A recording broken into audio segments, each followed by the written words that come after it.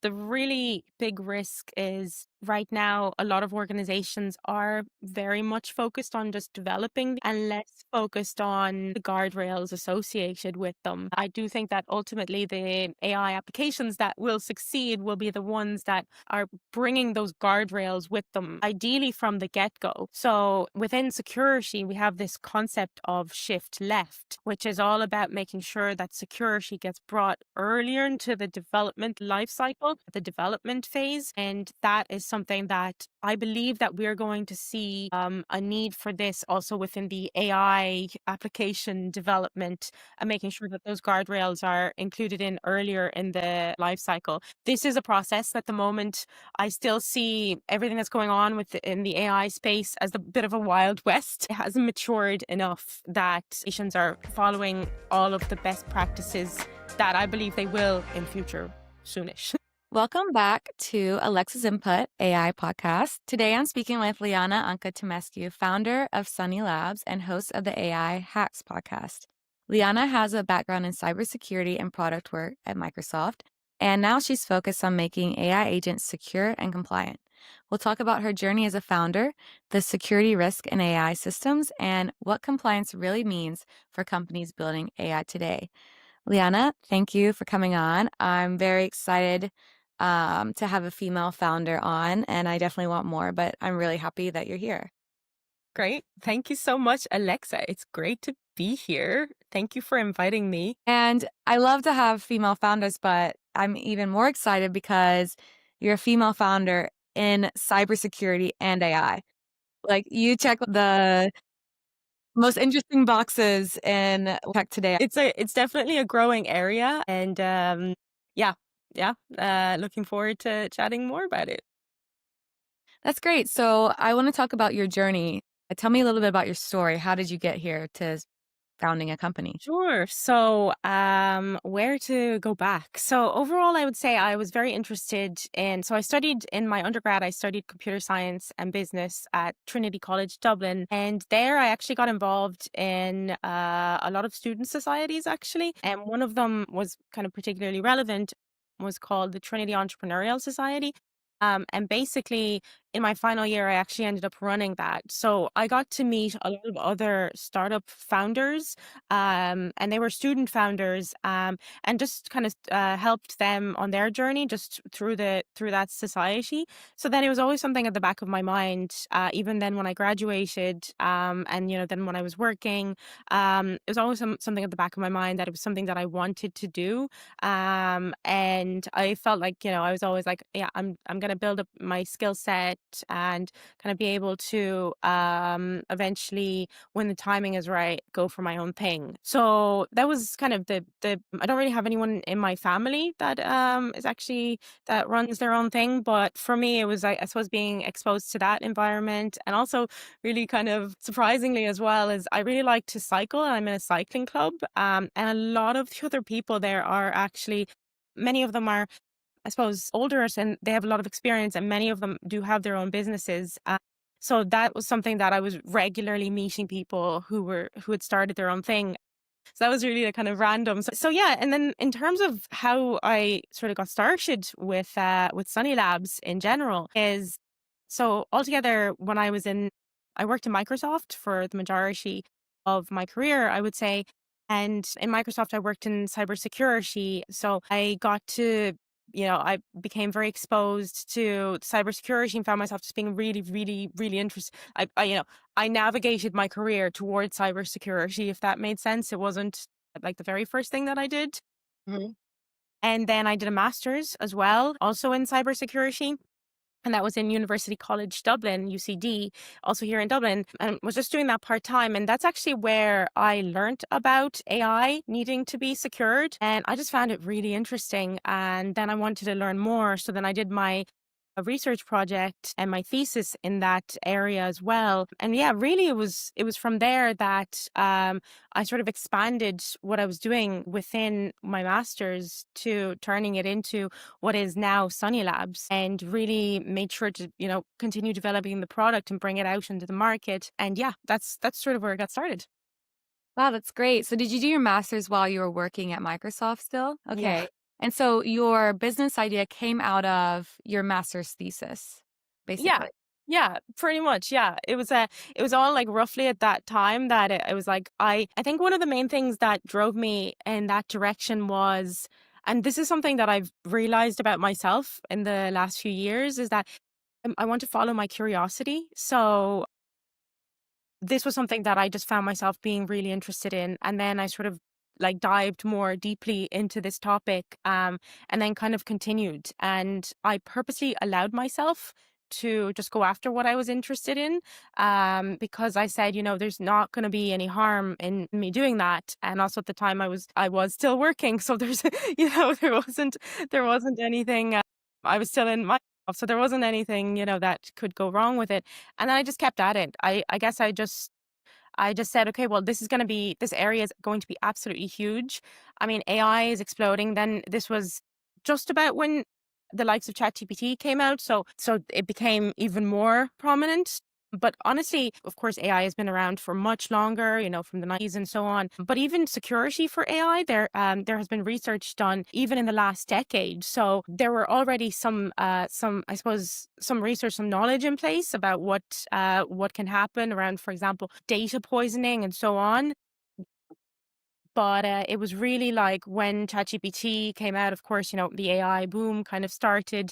And then new risks actually appeared that previously hadn't been seen. That was when I realized, okay, this is actually huge. As it keeps getting used, more and more risks are coming out. So it's very, very interesting. And it's a never ending kind of space, because it's not like you can say, I have our product has now developed this and it's absolutely done and that's it. I never have to, even I guess you could say, even from a maintenance perspective, oh, I don't have to, other than maintaining it, I don't have to kind of do much development to it. That's not the case in cybersecurity in general, but definitely not in this space. With AI changing all of the time, with new models coming out all of the time, there's new risks, and even the same risks that, for example, prompt injections are huge. So when somebody can get the AI to say or do something that it shouldn't, that even those risks, even within that particular threat, even that has expanded so much. So yeah, it was really, really interesting for me to be able to follow my curiosity with this, and also know that there is a huge need for this. And a lot of organizations, when they're deploying these things, they're actually not aware of all of these risks.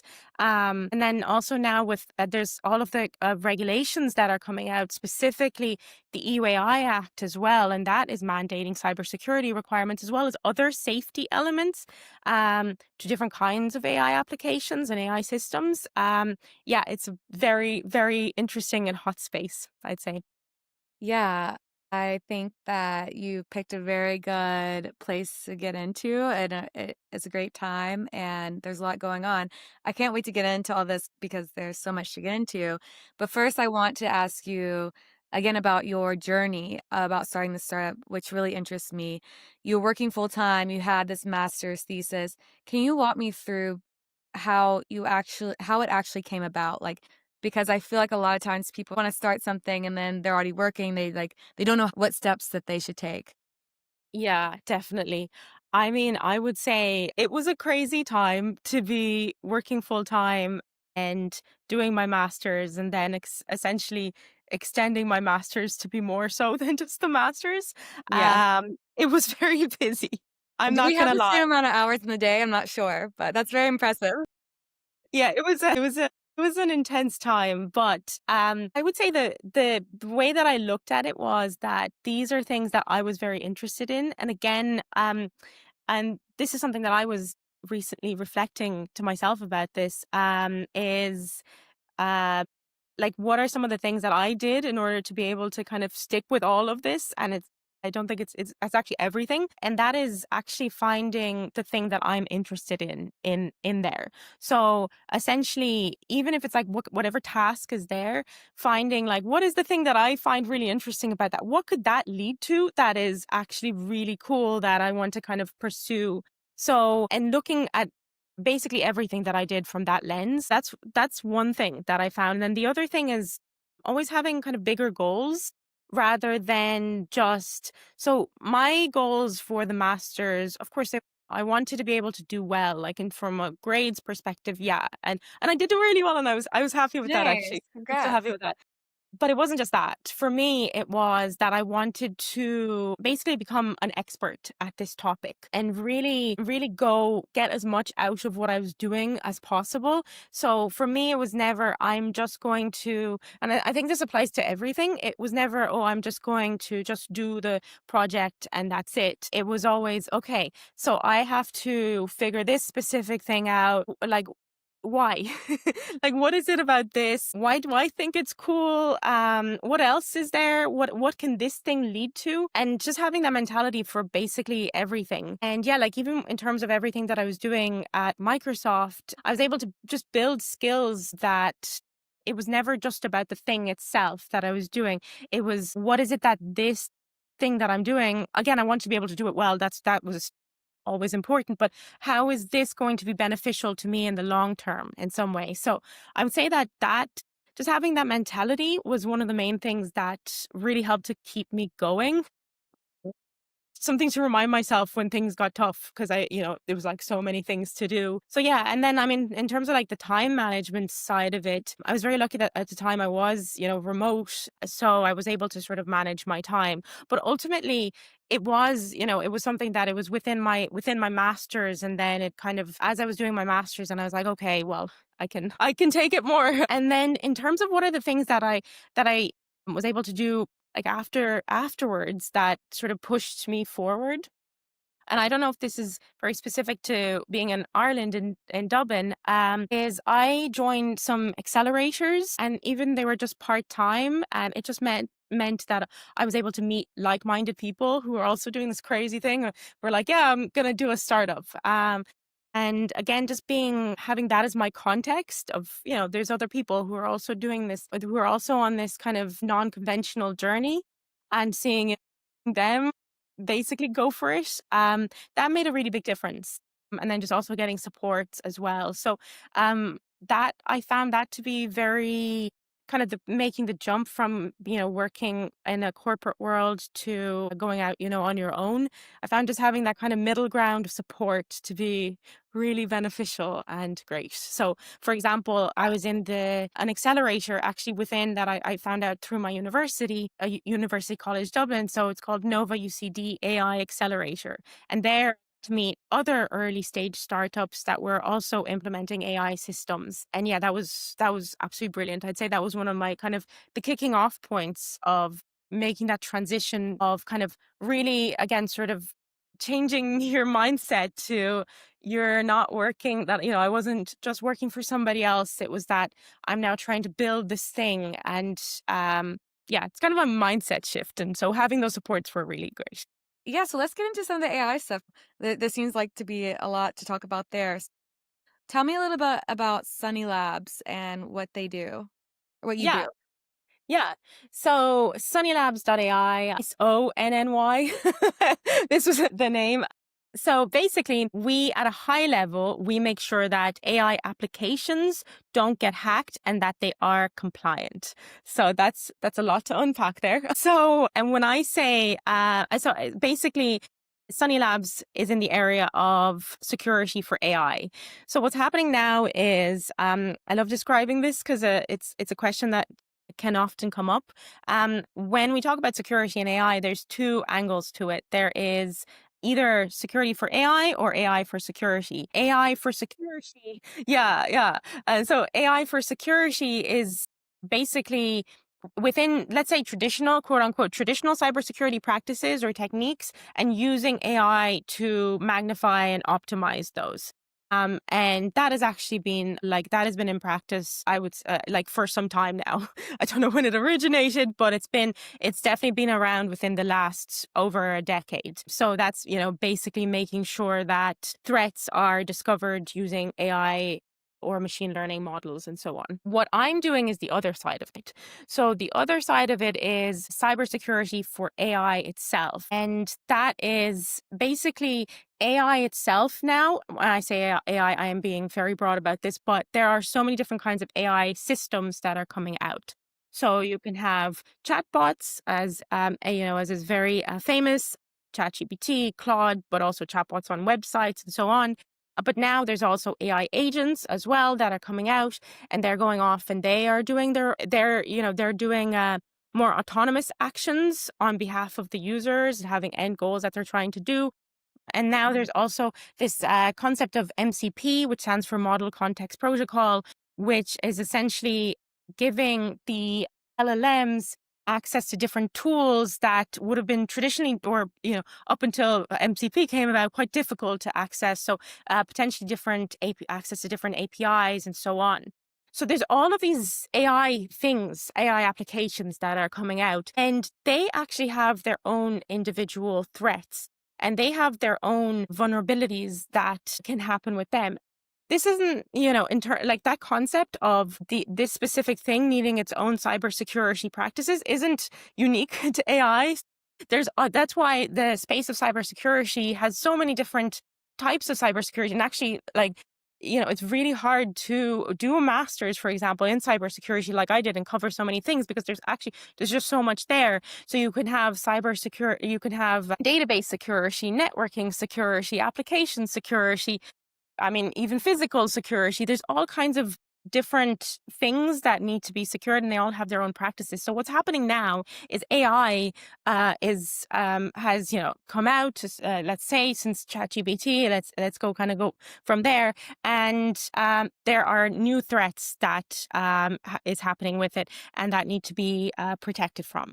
So what we do in SonnyLabs is essentially make sure that those threats are, first of all, detected and blocked, so that they just don't happen in the first place. And also making sure that we're doing that within the context of the regulations that are coming out. So the really big one that's very much, that should be probably top of mind of for many people, many organizations, is actually the EU AI Act. And so we are now making sure that these AI applications, not only are they secure, but also that they are complying with the EU AI Act. So that's at a high level, and I can go into more detail about anything I said there.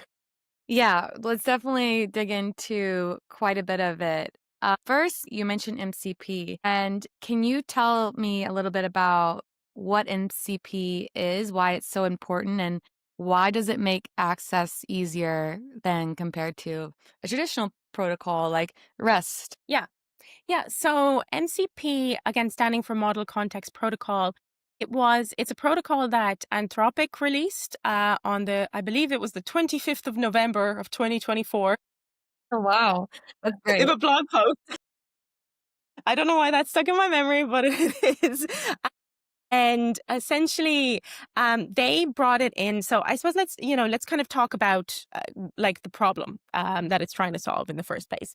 So, and that's really, let's just, I'll briefly touch on kind of the journey of AI with this. So essentially, the first thing, again, if we're starting with quote unquote AI becoming huge with the likes of ChatGPT coming out, then AI was being used for chatbots. And what chatbots are, I'll explain just for the context of this. Yeah. Chatbots are somebody's going in and they are typing their prompt or their question into the chatbot, and then the LLM gives the output back. And that's all within this context of the chatbot itself. Now, you are able to add in additional files and so on, but So this is it's all generative AI, right? generative AI, yeah, but it's all within the context of the chatbot. So it's all, if you think about it, it's all, say it's you're on one website page and so on. So if you think about it that way, what happened afterwards is that people realized that these AI models, these LLMs, are able to be a lot more useful in other ways, not just chatbots. So these AI models can actually be used to do processes that aren't limited to this chatbot. And that's when the likes of AI agents came out. So basically, AI agents now are ways to tell the LLM a goal that it must do, and then you're actually giving that AI access to different things that it can have access to. So I suppose there's many kinds of examples. So, for example, can do an AI agent that goes out and searches the internet for the competitors of an organization and then possibly puts together a report. And it can be doing that sort of separately, not just within the chatbot. There can Yeah, be getting the weather is a one I've seen a lot. The very basic, like, "Hey, set it up. What's the weather?" It needs to get the data about what's the weather today. Yeah. exactly, exactly. And so with all of these AI agents, one thing that came out was that what it means that is that must happen is that the LLM needs to get access to all these other things that it previously hadn't had access to. So it might need to get access to, so say for example, you're trying to find out what happened in GitHub. You're trying to find out something about a specific repository, and you want to get more information about that. How are you going to give the AI access to the data that is coming from GitHub? And how are you going to make this connection between that sort of API? Like, you can still use APIs. They're still it's still possible, but it's essentially there's many cumbersome process to link up all of these APIs that can all essentially give data back in different ways that the AI then it's very hard to put all of that together. So I'm kind of summarizing the high level problem of this Well, because I've had conversations with people that have been like, MCP is what is the point of MCP? yeah. And really, the point of it is to simplify getting access to those different tools and different APIs in one way. So it's a new protocol to access all of these different tools that the AI can understand. And even if you think about the name of it, Model Context Protocol, what you're able to do is within the context of the LLM, you're able to provide different data and context into the AI itself. So you're enhancing what the LLM can do with this MCP. So that's kind of a high level overview of it. So one thing that I have seen that is definitely not as well known is that MCP servers themselves can be very, very insecure. The way an MCP server can be run is that you can call that MCP server into some kind of a client. Like, for example, you can call it into like an MCP client. For example, you can use Claude Code, you can use Cursor, Windsurf, and so on. What you're essentially able to, and so some examples of MCP servers really briefly as well, there are, so I mentioned like the GitHub MCP server, you can have a Docker MCP server, things like Notion. There's MCP servers now for LinkedIn if you're trying to do something with LinkedIn, HubSpot, MailChimp, and so on. So there's Okay. many, and the way that you can think of it is quote unquote, not exactly, but anytime there is an API, you can technically very quickly and easily make an MCP server for it. Though the way to do that kind of properly involves more thinking than just making an MCP server just for an API. So yeah, so I would say, yeah, from there, basically, the MCP servers themselves can actually do a lot of malicious things. So when somebody connects with an MCP server from somewhere else, that MCP server comes with instructions for what it should do. So what kind of things the LLM should interact with, how it can interact with that MCP server. And what is kind of unknown now is that there's a thing called tool poisoning attacks, where the tools that are coming with the MCP server, kind of, you can think of it as API endpoints, that they can actually go and do things that that the user may not know about. So the example that has come out now is, let's say it's a simple MCP server. It's a calculator tool. So let's say you're on Cursor and you have connected with this calculator MCP server. You think you're going to do a calculation, 2 plus 2. Okay. What that MCP server can do, what it's possible to do, is that it can have hidden instructions that it's doing something else that you can't see. They're actually invisible. And then these can be the likes you're now running this MCP server on your computer. And you're doing whatever calculation, then the MCP server in the background, without you knowing, can go off and find your passwords on your computer, or can go off and find your financial information on your computer and then actually send it back to the original hacker of this MCP server. So this is actually a huge problem that many people just don't know about. A lot of people are now just kind of adding in these MCP servers and thinking, oh, I can see what it's doing. I know it's fine. But yeah, the instructions can be hidden. But also let's say that you've checked, you've somehow checked, you've figured out everything that it's doing. So when you first install it, you figure out, okay, it's doing this and it looks good. It can change afterwards. So it's not a kind of a static thing. It's dynamic in what it's in its instructions. Why is it not static? Is it because every time you run it, is it reaching out to the internet? Can you not run it without the internet? So it depends on the MCP server. So in this case, what I'm finding now, so first of all, MCP is new. It's become, it's getting really big hype in I suppose, in the internet space now. But a lot of people are just going for it. They're just saying, okay, this is really useful.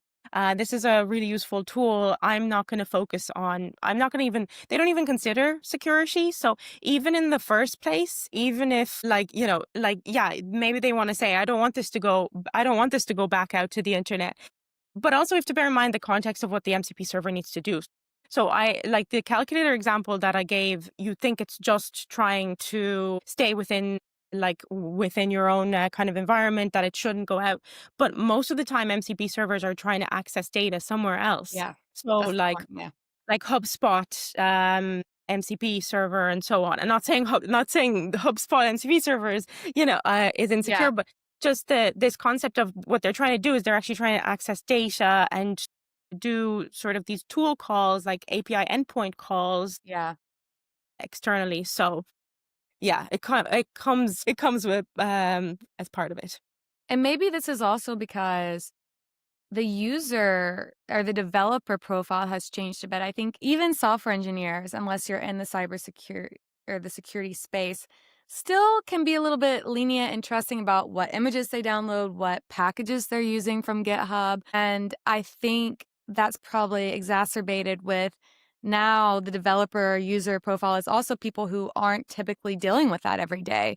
So these are people who probably take for granted that every time typically you download something on the internet, like normal things or do a software update, it's pretty secure, and probably just don't have that awareness.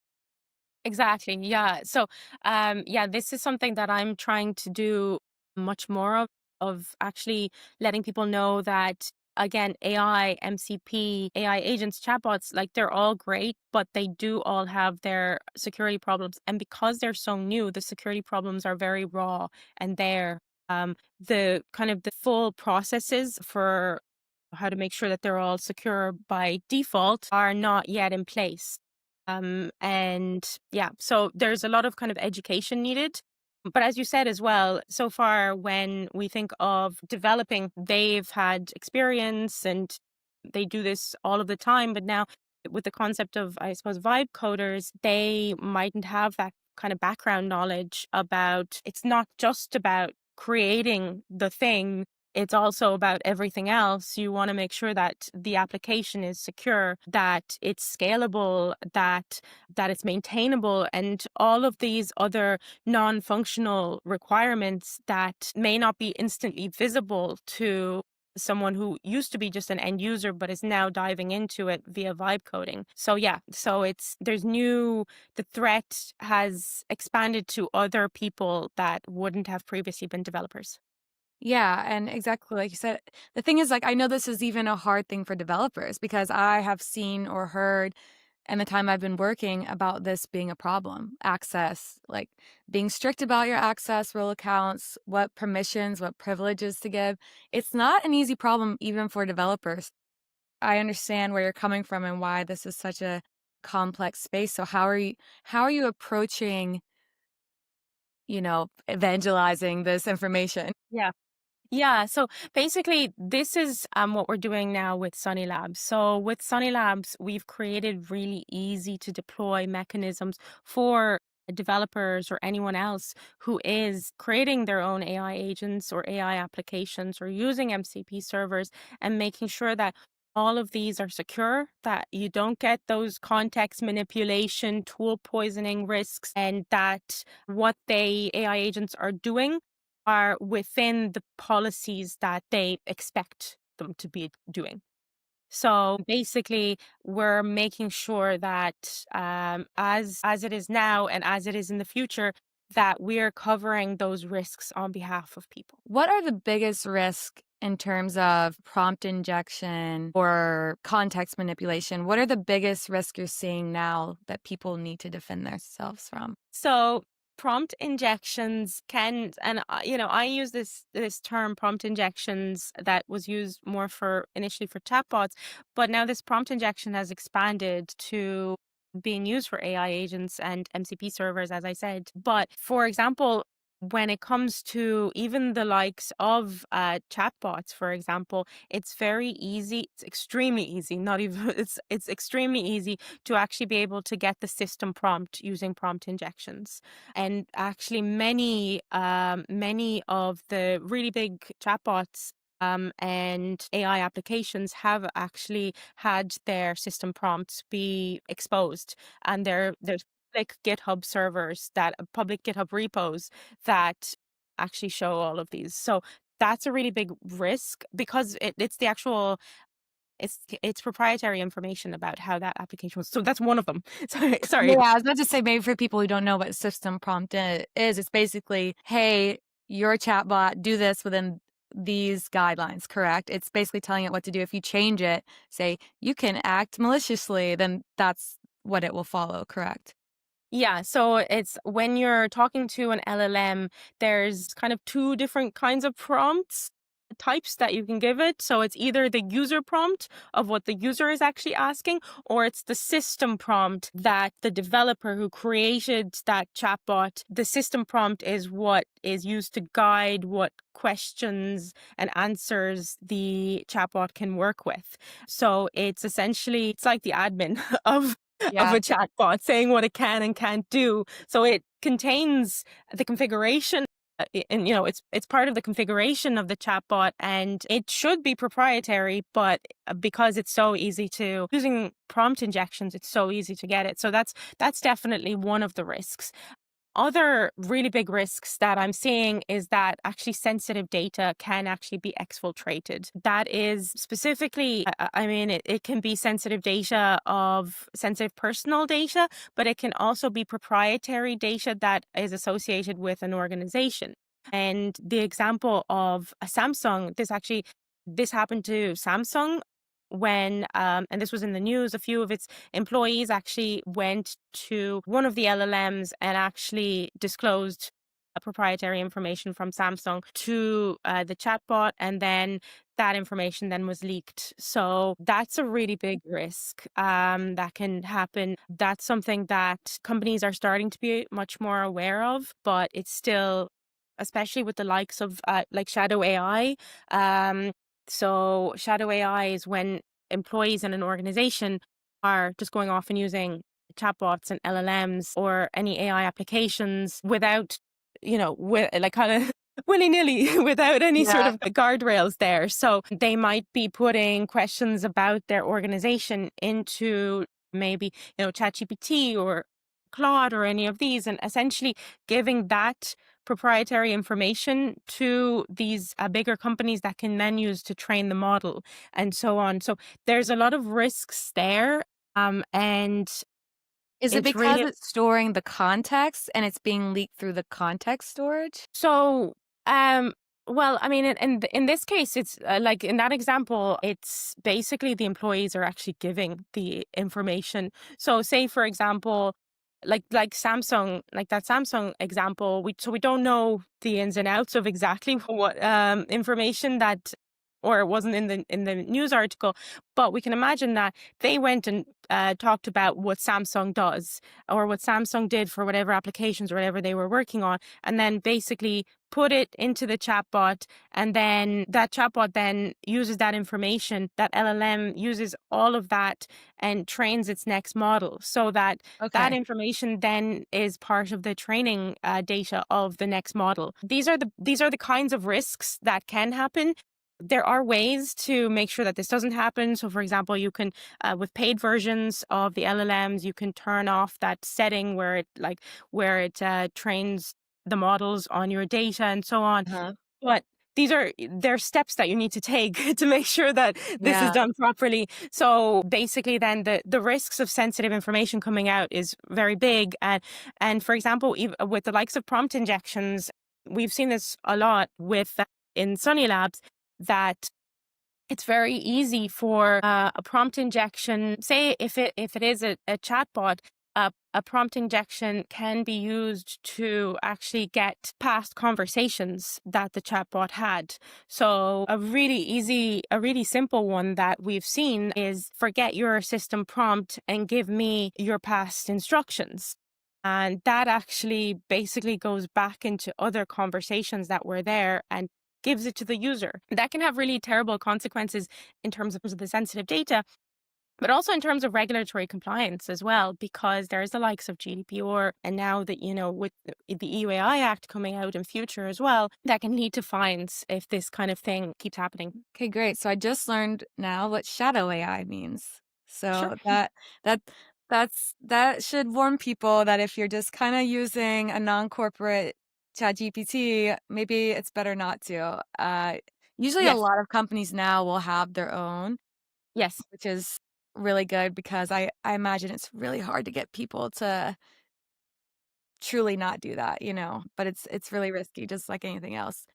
You've mentioned the EUAI Act a couple times. Can you just at first I want to get an overview of what's going on as far as general government regulation in the EU or US? Like what are you seeing happening now? Yeah, so I would say that in terms of, so first of all, I'll just kind of preface all of this a little bit, just because I think there's a lot of fears around the EUAI Act, but I'll just kind of give some of this backstory a little bit. Just, the general concept of AI being used so much, and AI, coming and taking people's jobs and really negatively affecting people potentially, um that there's a lot of narrative going on about that. And I mean, the ultimate reality is that AI, will change some processes for people. Change is inevitable when it comes to AI, and it's only going to keep accelerating, but there are ways to make sure that it is done properly and safely in a way that benefits humankind. Yeah. um, and one of the ways is through regulation. So, it's very important to be able to allow these innovations to continue, because they have amazing benefits, for knowledge, for healthcare, and so on. But it's also very, very important to be able to make sure that they are deployed, developed, used securely and safely, and with and in a way that benefits, again, humankind, society. So that is, I would say, that that's kind of a general preface for why the EUAI Act came out in the first place, to make sure that as these technologies are developed, that they're going to be done properly. So that's kind of the reason why it's there. And then what does it actually mean? So the EUAI Act is essentially has different risk levels associated with it. And there's different kinds of either organizations or people that will need to comply with it in different ways.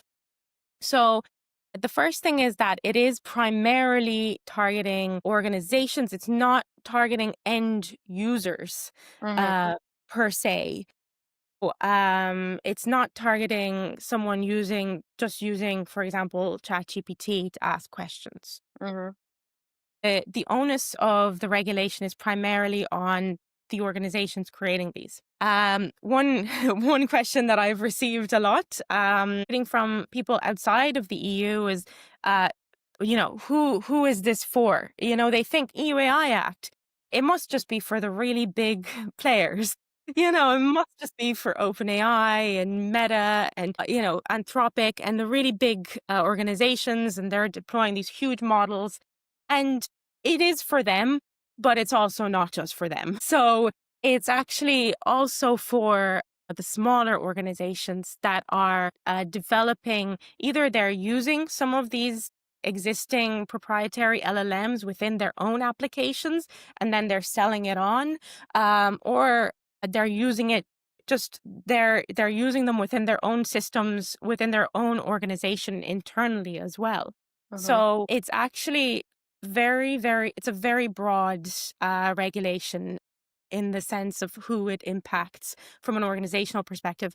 It will impact most, I would say most organizations that are using AI, again, either internally or selling it on externally. Again, with a few exceptions. So open source AI systems are quote unquote exempt.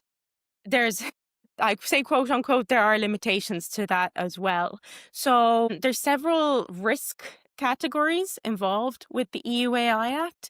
And the most risky, of course, are the ones that have to follow the most regulations, the most obligations, apologies, and the least risky ones, the least.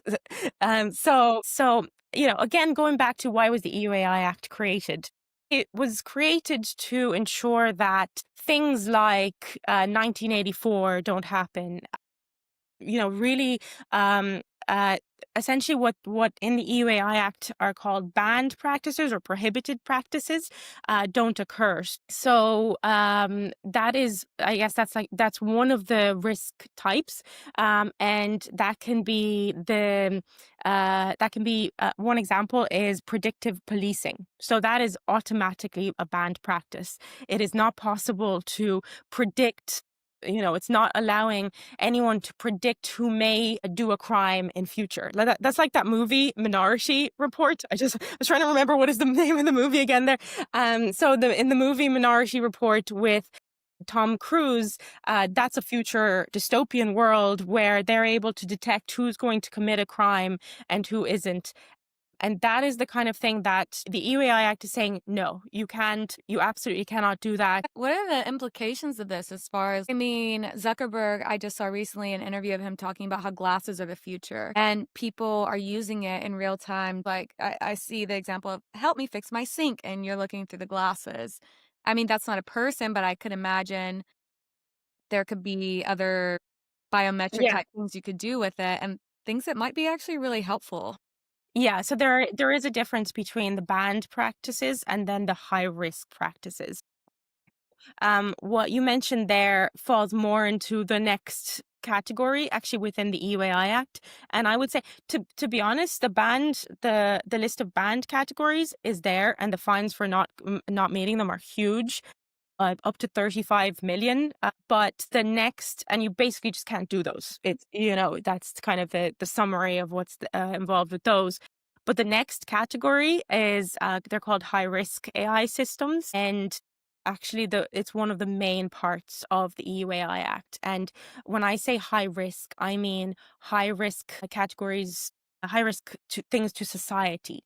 So, for example, within recruitment, having an AI model just be the one to make decisions about who gets the interview, who gets the job. We know these things we know AI is being used for all of these. But what the EU AI Act is saying for these systems and others is that they're categorized as high risk AI systems because they have an impact on society. Who is actually going to be affected by this AI? If it's not, if this AI system is biased, or if it's somehow insecure, or if it's not robust, if it's not accurate, if there's all of these requirements that are set in place, the outcome for humankind can be poor. So what the EUAI Act is saying, what the EU is saying here is, okay, for the categories that are listed as high risk AI systems,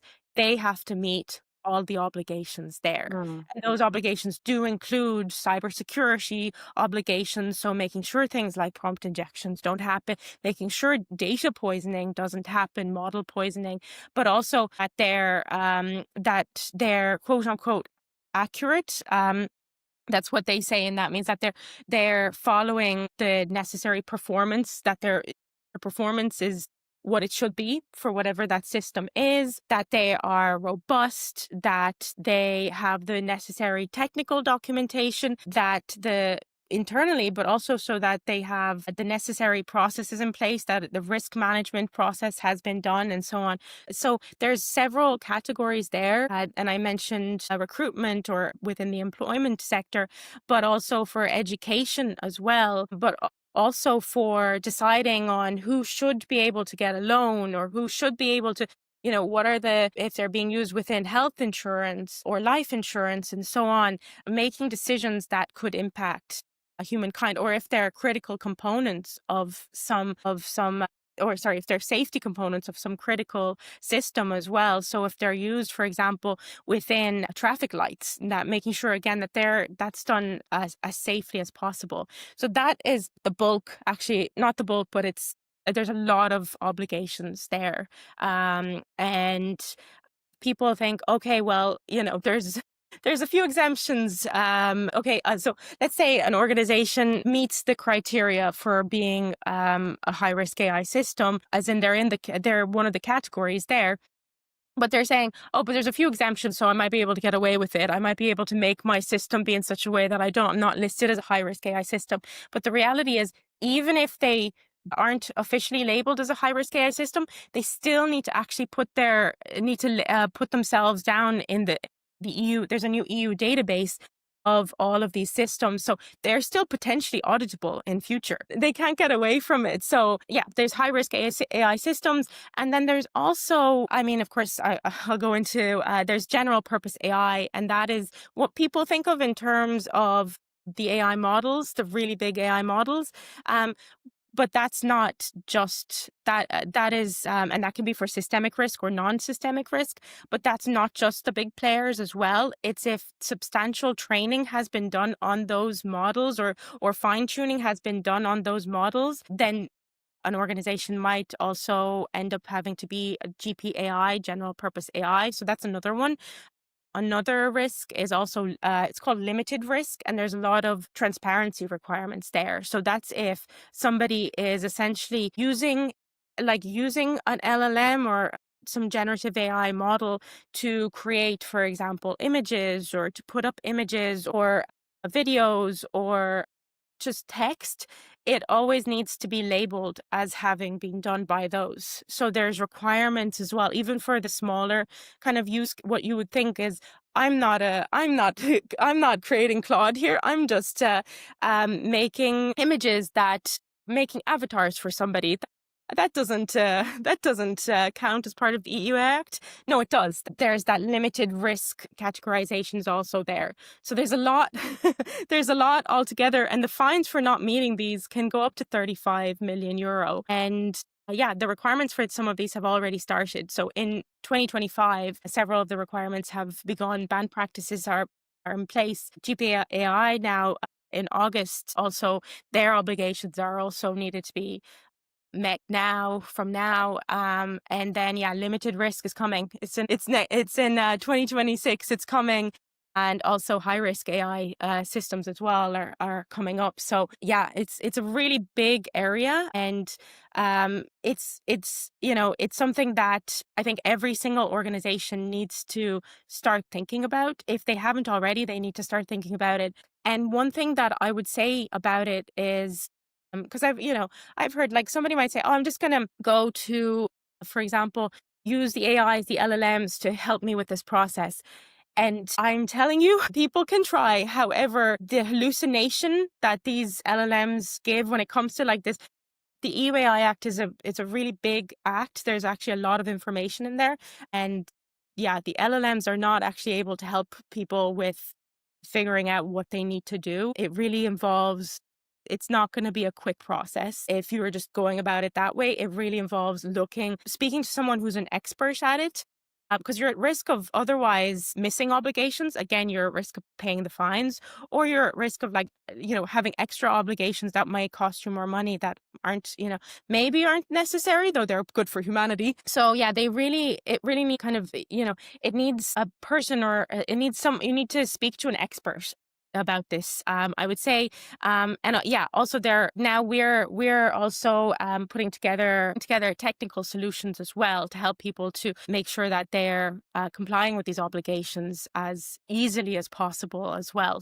Yeah, that was a lot. Yeah, there's a lot going on there. I mean, again, it just highlights what a great spot your company is in because people will need these consultations. I'm just thinking, like, what are the real life implications of this? When you talk about a few things like innovation versus like how cumbersome it will be on businesses to make sure they're doing it right and the fear of doing it wrong and what that would cost, especially a startup will probably slow down the use of AI until all this is figured out, but also just on a more practical level with measuring LLMs. When you talk about measuring accuracy or saying that it's robust, like what does this really mean? Because for people listening, and if you for not knowing how much context you might have, a traditional REST API, a traditional system that you're reaching out to get information, you know the kind of question you're going to ask and you know the format of the response you're going to get. What's hard about Gen AI is that you're generating these words and you don't know how if the input's going to be 10 or 100 words, what it's going to be and what queries it needs to make, how many, and with like what generating an output, if it's larger, it costs more money, right? Like, to generate more and more. So we try to optimize so that you can only do this many queries and have like this many words. But then you risk that it's not going to be as good. And how do you determine if it's accurate? A lot of times, LM is used as a judge of accuracy as well. Yeah, and I think for a lot of these things, so one thing I would say as well is that for startups, some of the obligations are slightly lowered. So startups and SMEs, so the obligations are slightly lowered. So I have a few points to what you said there. So that's one thing. So altogether, I think the EU is aware. It's not trying to stifle innovation, but it's trying to make sure that as AI systems are being created, that they are done safely at a high level, broadly speaking. I would say, like, So the implication is it will stifle innovation. Would you not agree? But maybe that's worth it. Maybe that's okay. yeah, I suppose but it is this thing that, so I personally feel, when you're using some kind of tool, you want to know that it is done properly. Like, for example, I'm really comforted by the fact that I am in the EU, in Ireland, and that my kettle is, not going. It has the necessary safety components in place that it's not just going to blow up. That's something I often think. I'm like, I don't want the, but it's that same thinking that as things are being developed, that they're going to be done properly and safely, that they're not going to impact humankind and human society, and that they're not, with the decisions that these AI systems are making, that it's not going to mean that one whole group of people may be marginalized or left out in different ways, that they're done properly. And again, the list of obligations are proportionate to the risk level of Yeah. these AI systems. One interesting thing as well is that, yes, there is a fear about the kinds of requirements that a startup or an organization will have to do, but there is also another side to that, and that is that because there's so many requirements that they must meet, for example, if they're high risk AI systems and so on, that it means that if they were able to meet those obligations, that they then have a competitive advantage as well, because they are the ones that will move ahead with this kind of systems. There's a lot of startups that are working on the education space, for example. Yeah, it also creates a lot of businesses to help people, meet the requirements and everything. To meet the requirements, but also specifically for the businesses that must meet the requirements, when they meet the requirements, that's a huge competitive advantage. That means that they're then going to be the ones that are going to be able to make progress.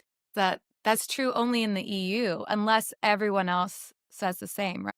In that case, yes, but also in many cases, what we're seeing is that the EU is the leader for regulatory compliance, that then other countries also put similar regulations out there. So that's the aspect of it. But also because the EU is a huge market, Yeah.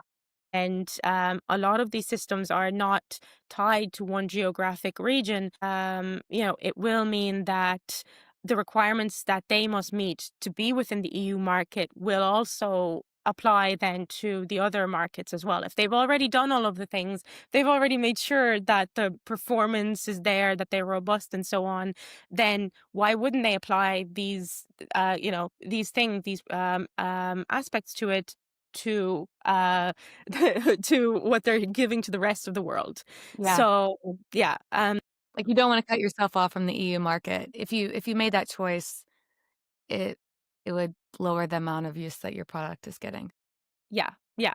Like, and I think especially for the startups and the SMEs, they want to be able to have the best chance. And the EU is we are also very, very progressive as well, and very much want to. And there's a lot of companies that are coming out of the EU as well, a lot of new startups that are coming out of the EU, that are doing really well.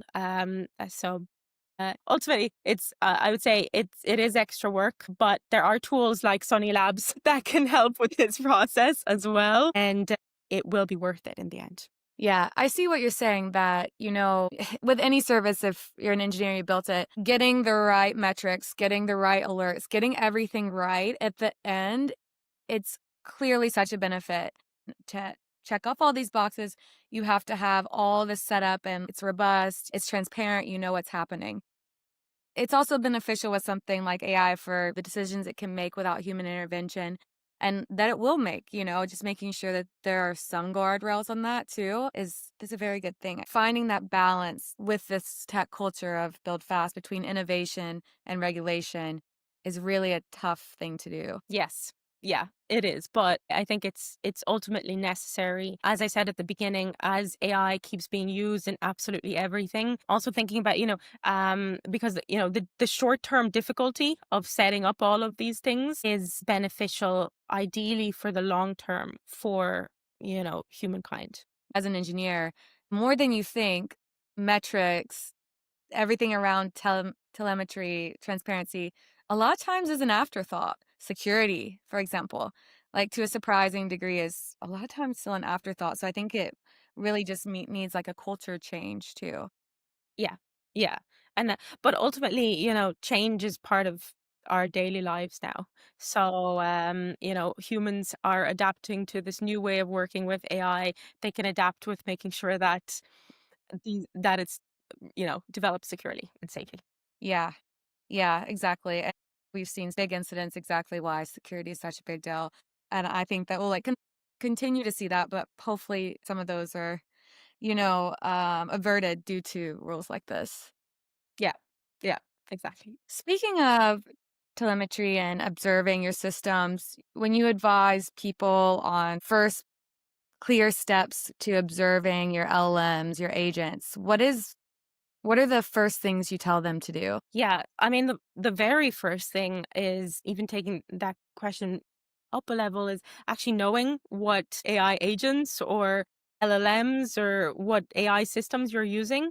Yeah, That is something that is, especially because there are so many different tools that are out there, and there's so many POCs that are being created even within enterprises, that's the first step. Actually just knowing what are you actually doing, getting a kind of a macro view of awareness of what systems there are in the first place. So that's definitely the first thing. And that's been a thing with cybersecurity as well. Even outside of AI, you always just need to know what are the things that you have that you need to protect. So yeah, there's that one. And then I guess other things that you want to look at is, well, first of all, you also need to make sure, what are the policies that you have actually set up in place for all of these systems. First of all, you want to have policies, and these policies um, can be both procedural, but they can also be technical policies as well. So you want to, again, have those, know what they are, develop them if not. yeah, And then from there, you want to make sure that you have the necessary technical, I guess, going into sort of the technical aspects of it.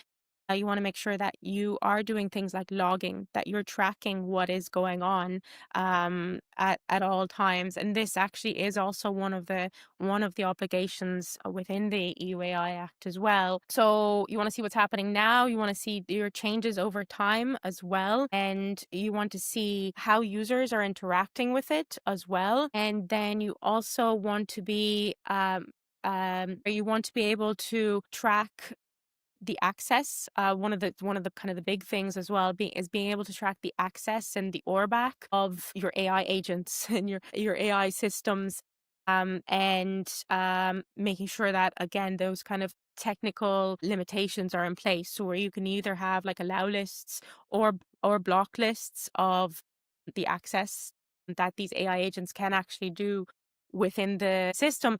And then there's also from the data perspective as well. You want to make sure that what is the data that is actually flowing through all of these systems.